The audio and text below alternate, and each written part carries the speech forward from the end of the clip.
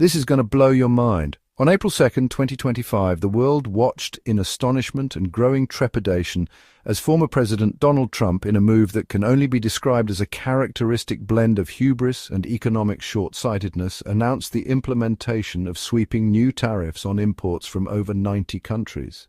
This audacious, and some might say reckless, move, which Trump christened Liberation Day, sent shockwaves through global markets and raised serious concerns about the potential for a devastating trade war. What made these tariffs particularly alarming was not just their scope, but also their seemingly arbitrary and capricious nature. Trump's tariffs extended even to territories with minimal trade, including, bizarrely, penguin-inhabited islands, a detail that quickly became a source of ridicule and disbelief among economists and political commentators alike.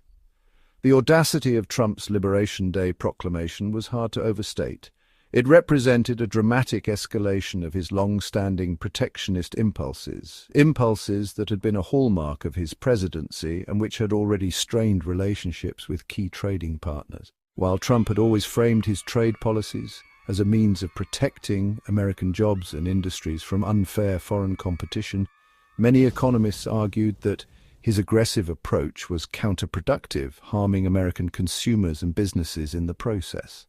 The Liberation Day tariffs, however, took this protectionist agenda to a whole new level, potentially jeopardizing the delicate balance of global trade and risking a full-blown trade war with potentially disastrous consequences for the world economy.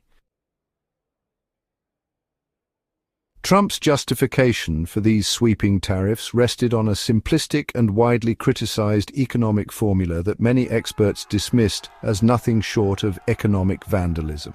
Central to Trump's rationale was the belief that trade deficits, the amount by which a country's imports exceed its exports, were inherently bad and indicative of other countries taking advantage of the United States. This view, however, represents a fundamental misunderstanding of how international trade works and ignores the many benefits that accrue to consumers and businesses from engaging in global markets.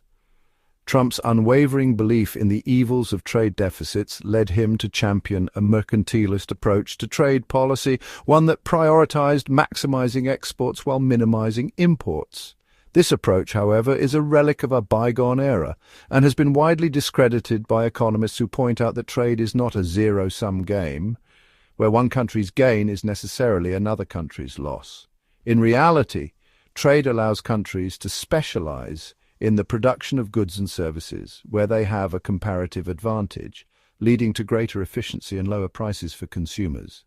By attempting to artificially reduce imports through tariffs, Trump risked disrupting these complex global supply chains and making a wide range of goods more expensive for American consumers, ultimately harming the very people he claimed to be protecting.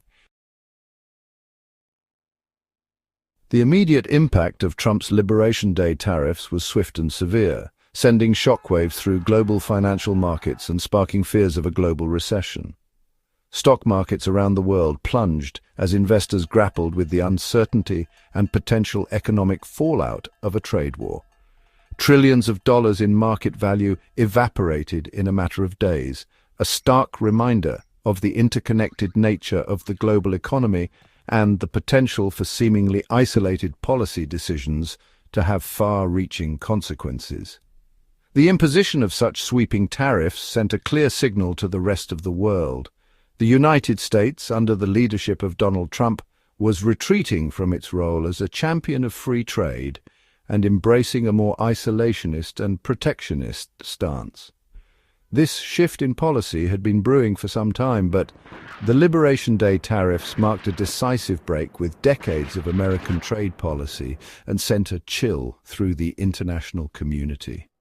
Many countries, caught off guard by the suddenness and severity of Trump's actions, were left scrambling to assess the potential damage to their own economies and to formulate a response. As expected, the international community did not take Trump's Liberation Day tariffs lying down. Within days, numerous countries, including key U.S. trading partners such as Canada, Mexico, the European Union, and China, announced retaliatory tariffs on a range of American goods.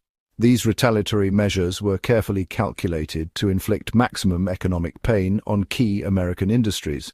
such as agriculture, manufacturing and technology, in a tit-for-tat response designed to pressure Trump into reconsidering his protectionist policies. The Liberty Justice Center, known for its fierce advocacy, steps into the fray. With a mission to protect individual rights and freedoms, they challenge the status quo. Their legal team, seasoned and relentless, prepares to take the fight to the highest courts.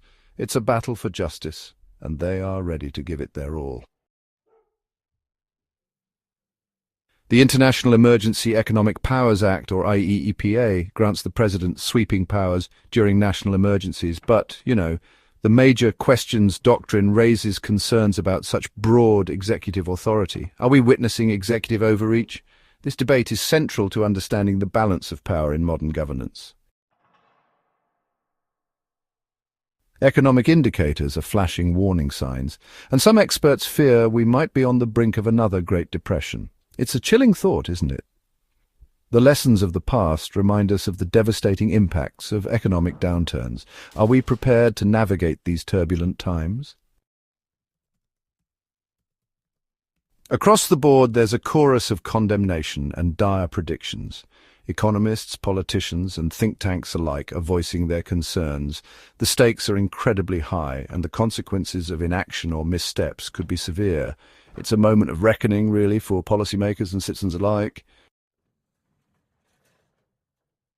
Protectionism, while often appealing as a quick fix, can lead us down a perilous path. History has shown that trade barriers can escalate tensions and stifle economic growth. Are we repeating the mistakes of the past? This is a critical question as nations grapple with the complexities of global trade.